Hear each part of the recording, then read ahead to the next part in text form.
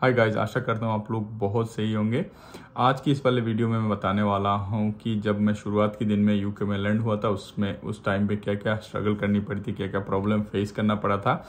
जो लोग अभी रिसेंटली मूव करने वाले हैं या फ्यूचर में करने वाले होंगे, बाहर जाने वाले, यूके नहीं किसी भी कंट्री में, तो ये कुछ चीज़ें हैं जो पर्सनल एक्सपीरियंस से मैं शेयर करूँगा। आप लोग उसका एज ए लेसन ले सकते हो। ठीक है, तो सबसे पहले तो देखो, हम आए थे कोविड के टाइम में। ठीक है, कोविड उस टाइम में पीक में था, तो कोविड के टाइम में आए थे। शुरुआत के दिन में हमने फ़्लाइट टिकट बुक करी थी एमिरेट्स की, दिल्ली से। उस टाइम में मैं दिल्ली में रहता था, तो दिल्ली से मैंने दुबई होकर लंदन की फ़्लाइट बुक करी थी एमिरेट्स की फ़्लाइट हमें सस्ता ही पड़ा था, इतना ज़्यादा महंगा नहीं पड़ा था उस टाइम पे। पर पंगा ये था कि उस टाइम पे इंडिया रेड लिस्ट में था, क्योंकि इंडिया में बहुत ज़्यादा कोविड की केसेस आ रहे थे, तो इसीलिए थोड़ा सा महंगा हो रखा था फ्लाइट पर। वो ठीक था, उतना जब ज़्यादा भी नहीं था, ठीक था। मेरे को 75,000 रुपये पड़े थे, मेरे और मेरी वाइफ की, एक तरफ की, सिर्फ इंडिया से मतलब दिल्ली से लंदन का 75,000 रुपये में हो गया था हमारा दोनों का। ठीक है, तो उसको ये तो हो गया। उसके बाद हमने कोविड टेस्ट करवाए, इंडिया से कोविड टेस्ट करवा के आए थे। इधर आने के बाद यहाँ पे रूल था, जब लैंड करते ही 10 दिन के लिए होम क्वारंटाइन था। सो 10 दिन के लिए होम क्वारंटाइन था भाई। बहुत लोगों ने हमें बताया, उस टाइम में मेरा पहला था, और मेरा जो बेस्ट फ्रेंड है वो घर गया हुआ था, उसका मम्मी का तबीयत ठीक नहीं था, तो वो घर गया हुआ था, तो उधर नहीं था, तो मैं अकेले ही था इधर। ज़्यादा लोगों को जानता भी नहीं था मैं उस टाइम पे। तो यहाँ पे ये हो रहा था कि 10 दिन का होम क्वारंटाइन करना है आपको, 10 दिन का होम क्वारंटाइन करना है, घर पे ही रहना है, घर से बाहर नहीं निकलना है, ये ऐसा बोला था। कुछ लोगों ने मेरे को ये बोला था कि भाई आपका ना फ़ोन ये लोग ट्रैक करते, ईमेल एड्रेस, गूगल अकाउंट में अगर लॉगिन है तो गूगल से आपकी फ़ोन कहाँ मूव हो रहा है वो देखते हैं, तो ये चेक करते कि फ़ोन की लोकेशन से आपको पता कर लेंगे आप कहाँ घूम रहे हो, तो घर से नहीं निकलना। अगर ये सब पकड़ लेते हैं ना, घर से होम क्वारंटाइन से अगर बाहर जाओगे तो 1,000 पाउंड 5,000 पाउंड फाइन कर देंगे आपको, हो सकते वापस भेज दे। ये सारी चीज़ें चल रहा है, हालांकि ये इतना ज़्यादा सच नहीं है, ये तो र्यूमर था। ठीक है, ये एक हमारा स्ट्रगल था। लेकिन अभी जो लोग आएंगे तो चलो, कोविड तो खत्म हो गया, कोविड का क्या ही सीन है। ठीक है, दूसरा वाला जो प्रॉब्लम था वो थे कि रूम रेंट के लिए मैंने ऑनलाइन से रूम रेंट बुक कर लिया था। बुक करने के बाद मैंने कुछ पैसा उनको दे भी दिया था, कुछ पैसा मैं कैश लेके आया था। कैश लेके आया था, वो मेरे को कम पड़ गया था। सच बताऊं, वो मेरे को कम पड़ गया था। क्यों कम पड़ गया था? क्योंकि एयरपोर्ट से जो टैक्सी लिए था हमने, वो तो ऑनलाइन दिखा रहा था 20-25 पाउंड ही लगेगा, लेकिन जब हमने मीटर टैक्सी लिया था उस टाइम पे 120 पाउंड का पड़ गया था। तो उसमें मतलब मेरा एक्सपेक्टेशन से ज़्यादा पैसा खर्चा हो गया उसमें। और वो क्यों हुआ था उसका भी कारण बताऊंगा मैं आप लोगों को। क्योंकि ऊबर मैंने यूज़ किया था, करना वाला था मैं ऊबर, लेकिन ऊबर चल नहीं रहा था। क्यों नहीं चल रहा था? ऊबर की कंट्री इंडिया सिलेक्ट कर रखा था। जो भी लोग बाहर जाओगे इंडिया से बाहर, भाई लोग मैं कह रहा हूँ, ऊबर आपको यूज़ करना है तो शुरुआत में ही कंट्री चेंज कर लेना फ़ोन में, नहीं तो ऊबर काम नहीं करता है। उस टाइम में मैं दिमाग खराब हो रहा है, रात को 9 बज रहा है और जानता भी नहीं किसी को, ऊबर काम नहीं कर रहा। फिर मैंने उधर वाला टैक्सी लिया था, उसने 120 पाउंड लिया था, क्योंकि मीटर टैक्सी थोड़ा सा महंगा ही होता है यहाँ पे।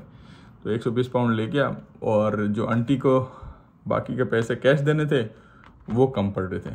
हालांकि आंटी मान गई थी, मैंने 1-2 दिन में अरेंज करके वो पैसा दे दिया था। तो भाई लोग, जो लोग आ रहे हैं रिसेंटली या आने वाले हैं, तो देख लेना, ऊबर को ठीक करके आना, ऊबर अकाउंट कंट्री चेंज करके आना, कैश थोड़ा सा ज़्यादा ही रखना। ठीक है, मेरा बहुत ज़्यादा खर्चा हो गया था कोविड के टाइम में ना, इतना फलाना ढिमकाना खर्चा हुआ कि मेरे पास कैश लिमिटेड ही हो गया था, इतना बुरा हाल हो गया था मेरा। तो ये एक हो गया कैश और ऊबर का। दूसरा चीज़ है, यहाँ पे ना विंटर की क्लॉथ लेके, मतलब ड्रेस वगैरह विंटर का, वो आपको यहाँ से खरीदना बेटर रहता है मेरे हिसाब से। तो इंडिया वाला लेके आए थे, वो स्वेटर यहाँ पे कम पड़ रहा था, क्योंकि यहाँ पे ठंड ज़्यादा होती है। तो ये भी देख लेना आप लोग। ये मेरे को बहुत दिक्कत हुई थी शुरुआत के दिन में। फिर मैंने यहाँ से जो स्वेटर वगैरह, जीन्स वगैरह, ये कपड़े यहाँ से लेने लगे तो सही लगा, क्योंकि इंडिया में स्वेटर वगैरह, इंडिया में इतना ज़्यादा ठंड होती नहीं ना, तो स्वेटर भी इतना ज़्यादा मिलता है, पर मैंने लेके नहीं आया था, यही प्रॉब्लम था। इंडिया में भी मिलता है, ऐसे नहीं है। तो ये गलती आप लोग मत करना कभी भी, ठीक है। ये मेरे को बहुत स्ट्रगल कर, 10 दिन होम क्वारंटाइन में दिमाग खराब हो गया था। ठीक है, 15 सितंबर को यहाँ लैंड हुए थे, 27 सितंबर तक इधर ही थे, 27 सितंबर को मैंने ज्वाइन किया था। ठीक है, उसके बाद यहाँ पे विंटर में बहुत बारिश होता है, तो वुडी वाला जैकेट लेना हमेशा। ठीक है, वुडी वाला जैकेट ले आना, और उसमें रेन प्रूफ रखना, क्योंकि मिल जाता है इंडिया में आपको, बहुत सारी दुकानों में मिल जाएगा, थोड़ा महंगा पड़ेगा पर मिल जाएगा, नहीं तो यहाँ से खरीद लेना। ये एक बहुत बड़ा दिक्कत है। दूसरी बात, विंटर में हम आए थे, विंटर में दिन बहुत छोटा है और रात लंबी है, तो हमें नींद, ये स्केड्यूल थोड़ा हो तो हर किसी को होगा, कोई कुछ कर नहीं सकता। ये भी एक स्ट्रगल था मतलब नींद ना जल्दी खुल जाती थी, लेट खुलती थी, ये तो बहुत दिक्कत हुआ था पहले एक महीने तक, उसके बाद ठीक हो गया था। उसके बाद यहाँ पे जो पब्लिक ट्रांसपोर्ट है, पब्लिक ट्रांसपोर्ट बहुत सही है, पर प्रॉब्लम ये है कि पब्लिक ट्रांसपोर्ट को यूज़ करने के लिए आपके पास बैंक कार्ड होनी चाहिए, या तो एक होता है ओएस्टर कार्ड।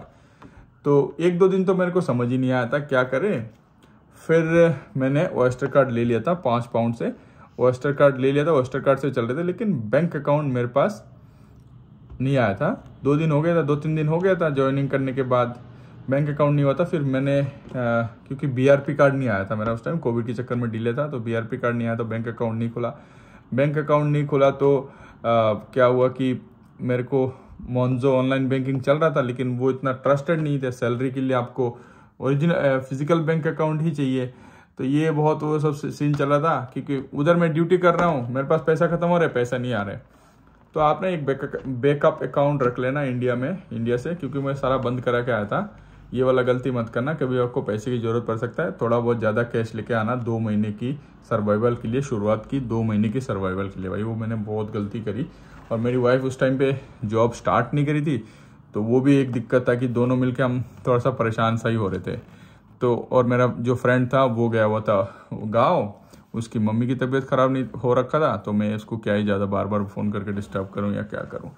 फिर मेरा एक फ्रेंड था, मैनचेस्टर में रहता था, उसने मेरे को ग्रोसरी वगैरह ऑनलाइन ऑर्डर कर करके मेरे एड्रेस में भेज देता था, फिर उसी से हम चल रहे थे। तो ये भी एक स्ट्रगल था भाई। तो ये चीज़ें आप लोग देख लेना यार, जो भी बंदा रिसेंटली मूव करने के लिए सोच रहा है या रिसेंटली आने वाला है, तो ये स्ट्रगल यहाँ पे शुरुआत के दिन में होता है, पर एक महीने के अंदर अंदर आपको सारा सिस्टम समझ आ जाएगा, ठीक है। उसके बाद यहाँ पे हॉस्पिटल ज्वाइन करने के बाद हॉस्पिटल में एक होता है DVS होता है, डिस्क्लोजर एंड बेरिंग सर्विसेज।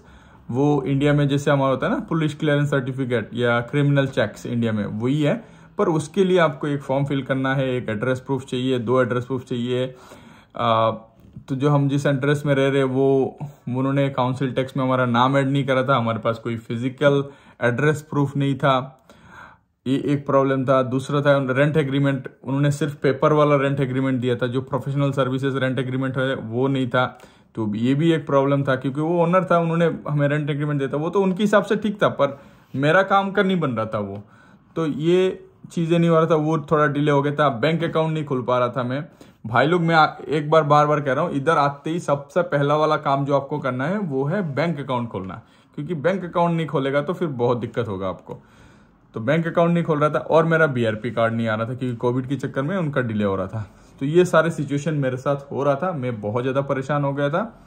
सितंबर में आया था, दिसंबर तक तो मेरा दिमाग ऐसे टेढ़ा बेढ़ा ही था, मतलब पूरा परेशान था मैं। उसके बाद जनवरी से लेके सारा सिचुएशन अंडर कंट्रोल आया, मेरा बैंक अकाउंट हो गया, मैंने रूम चेंज कर लिया, एड्रेस प्रूफ ले लिया, काउंसिल टैक्स में नाम ऐड हो गया, सारा चीज़ें करने के बाद पूरा मुझे सारा चीज़ें प्रॉपर हो गया, उसके बाद मैं जाके सेटल हुआ। तो ये जो 3-4 महीने का स्ट्रगल है, ये शुरुआत के दिन में सबको होता है। तो इस चीज़ों बचने के लिए थोड़ा थोड़ा लिटिल जो छोटे छोटे चीज़ें हैं वो आपको ध्यान में रखनी पड़ेगी, फिर उसी हिसाब से आपको प्लान भी करनी पड़ेगी। मैं ये बताने का मकसद ये है कि जो लोग ये सब छोटे छोटे प्रॉब्लम के चक्कर में ना यहाँ पे फंस जाते हैं, वो वाला प्रॉब्लम आपके साथ ना हो, इसीलिए मैं अपना एक्सपीरियंस शेयर कर रहा हूँ, ठीक है। अगर आप लोगों को अच्छा लगे तो बताना, मैं इसको कंटिन्यू करूँगा आगे, और 1-2 वीडियो और बना दूंगा जिससे आप लोगों को और हेल्प हो पाएगा। Thank you very much, thank you for watching, thank you very much.